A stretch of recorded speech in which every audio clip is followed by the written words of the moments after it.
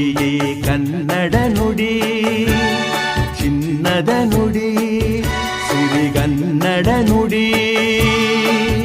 ನಾವಿರುವ ತಾಣವೇ ಗಂಧದ ಗುಡಿ, ಅಂದದ ಗುಡಿ, ಚಂದದ ಗುಡಿ. ನಾವಾಡುವ ನುಡಿಯೇ ಕನ್ನಡ ನುಡಿ, ನಾವಿರುವ ತಾಣವೇ ಗಂಧದ ಗುಡಿ, ಅಂದದ ಗುಡಿ, ಗಂಧದ ಗುಡಿ, ಚಂದದ ಗುಡಿ, ಶ್ರೀಗಂಧದ ಗುಡಿ. ಆಹಾ ಆಹಾ ಆಹಾ ಆಹಾ.